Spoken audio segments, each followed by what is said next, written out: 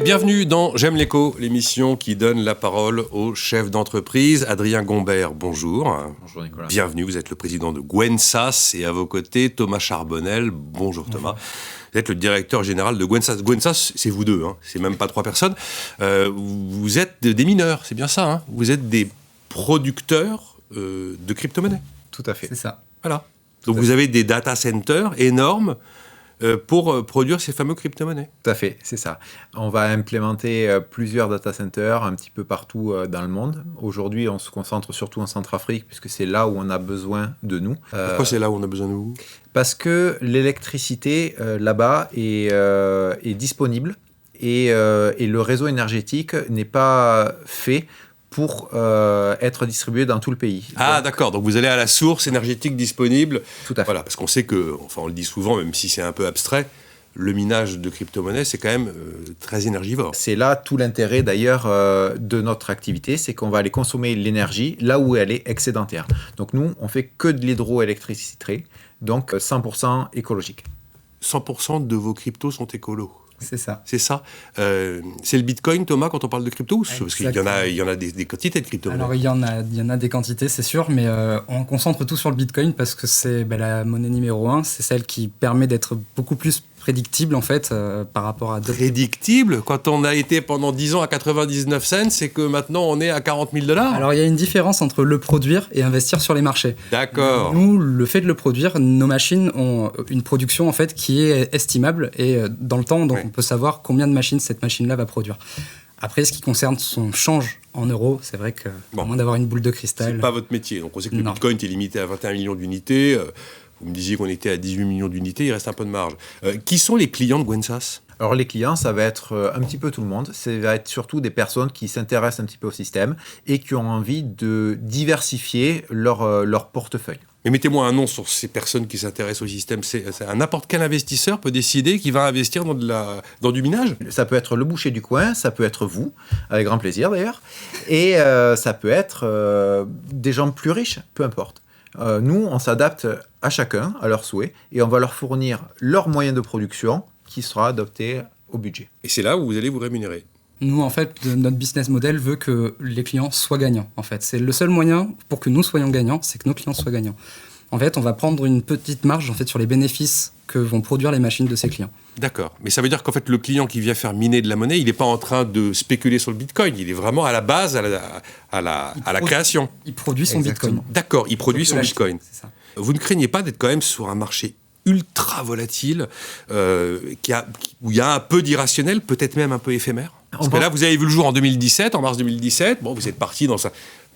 Je ne dirais pas effet de mode parce que vous allez me dire que c'est vulgaire par rapport à votre activité, mais quand même, il y a quand même quelque chose qui nous échappe un peu. Pour mon passif, Thomas. Moi je suis passionné par les crypto-monnaies donc depuis 2012. J'ai commencé à miner dans les débuts et j'ai vu tout ça progresser. Et aujourd'hui, on est sur une constante en fait, et pour moi, c'est une exponentielle. Donc je pense qu'elle n'est pas prête de s'arrêter. D'accord. Et donc, vous miniez à titre personnel à l'époque où c'était embryonnaire. C'est ça. Maintenant, il faut être un industriel. Tout à fait. Si je dis que vous êtes un industriel, ça ne vous choque pas ? Non, au contraire. Ah, au contraire. On est un industriel. On n'est pas du tout spéculatif, financier, tout ça.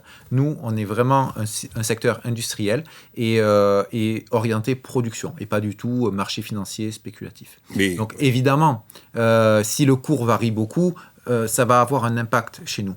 Mais ce qu'on voit, c'est que les bitcoins, on les produit pour à peu près 5 fois moins cher que ce qu'on pourrait les acheter sur les marchés.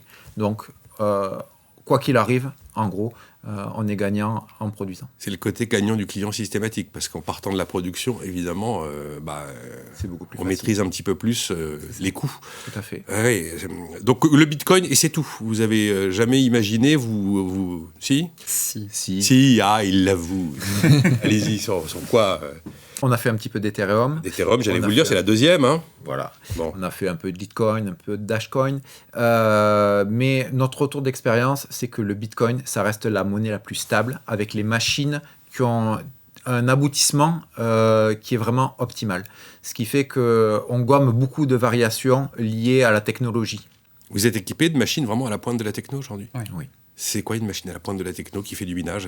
Alors, Encore une fois, c'est un peu abstrait. Hein. pour faire simple, c'est une Ouais. machine qui consomme peu d'énergie et qui a une puissance qui est énorme en fait. tout simplement. C'est gros. Alors, c'est un cube, on va dire, en général. Ça se présente comme ça, oui. C'est ça. C'est quand même un drôle de mot. Mais c'est des machines qui vont être gravées en 7 nanomètres, donc comme nos téléphones portables. Donc c'est vraiment à la pointe de la technologie. Donc vous avez investi quand même pour en arriver où vous êtes. Parce que mars 2017, vous êtes toujours là, ça veut dire quand même que les affaires tournent. On essaye. On essaye. Bon, si je vous dis que la crypto-monnaie, c'est une valeur refuge, est-ce que vous validez l'idée que c'est une valeur refuge ? Oui. Ouais. Oui. Comme peut l'être l'or par certains moments de marché un peu incertains, comme peut l'être aujourd'hui l'immobilier très largement dopé par les politiques monétaires. En fait, ce qu'on voit, c'est que la crypto-monnaie déjà a été créée suite à la crise des subprimes.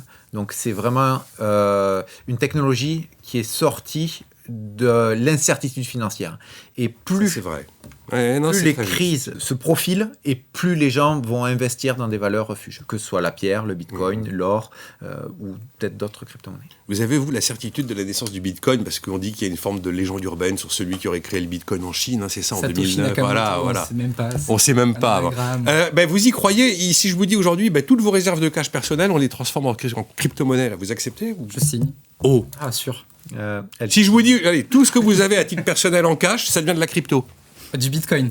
Du bitcoin. Ouais. Vous signez. Moi, je signe. Et puis, si une semaine après avoir signé, le truc, il est passé de 35 000 à 12 000, ça vous effraie pas? Alors, ça me fera peur, mais j'ai l'espoir que dans l'année, ils prennent le triple, le quadruple peut-être. Bon, vous savez que les banques centrales travaillent sur l'idée d'une crypto-monnaie banque centrale.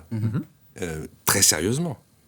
Tout à fait. Ça va secouer. La crypto-monnaie, j'ai envie de dire spéculative, pardonnez-moi, passe face à une crypto-monnaie banque centrale qui pourrait devenir une forme de concurrente. Bien sûr, elle peut devenir concurrente, sauf que le Bitcoin, c'est un système qui est libre et qui est partagé, et qui est fini. Le problème des banques centrales, c'est qu'ils impriment de la monnaie, ils impriment. Plus ils en impriment, plus la confiance dans la monnaie traditionnelle s'en va, plus vous avez de l'avenir, c'est ça? Exactement. Vous êtes en train de nous effrayer, en fait.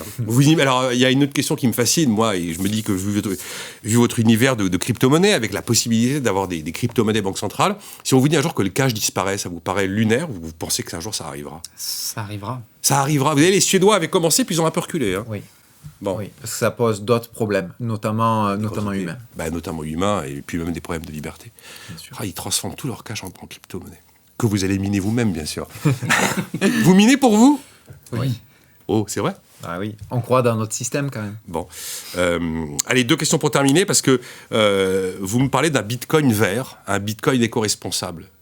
C'est vraiment, vous l'affirmez? Ah oui, le bitcoin. 100%. Alors qu'on ne cesse de dire que justement, c'est le grand obstacle par rapport aux enjeux climatiques. Tout à fait. Et c'est surtout sur ça qu'on veut travailler et qu'on est très très fiers de travailler. Aujourd'hui, on est en Centrafrique, donc on va produire du Bitcoin là où les nouvelles centrales sont créées, ce qui permet de rendre ces projets de centrales possibles et de développer plein de différentes centrales pour justement électrifier les régions, permettre aux gens de consommer de l'électricité plutôt que de détruire la forêt pour se chauffer et pour manger. Ça permet aussi de créer de l'industrie, créer de l'emploi, créer de l'économie. C'est vert et humanitaire. C'était ma dernière question. Vous dites que vous avez un minage humanitaire et écologique. Je me suis dit, mais comment on peut avancer un truc pareil? Vous venez de me le démontrer. Vous avez des concurrents, vous êtes le seul à faire du Bitcoin vert. Enfin, qu'est-ce qui... On ne peut pas vraiment parler de concurrence puisque notre projet, avec ce qui se passe derrière et tout le côté humain qu'il y a, moi, à ma connaissance, c'est le seul qui existe. On est les seuls à faire un projet qui s'inscrit dans quelque chose d'humanitaire comme ça. Après, d'autres mineurs, d'autres sociétés concurrentes qui utilisent de l'énergie verte, il y en a. Et qui prônent le Bitcoin vert, il y en a. Mais nous, derrière, on a ce côté humanitaire qui est quelque chose vraiment... Bravo à vous deux, merci de nous avoir éclairés. Vous savez, je ne vous ai pas emmené sur la blockchain school, mais merci de nous avoir éclairés sur le minage du Bitcoin, Adrien Gombert et Thomas Charbonnel, le Bitcoin vert éco-responsable humanitaire. Joli. Merci. Merci.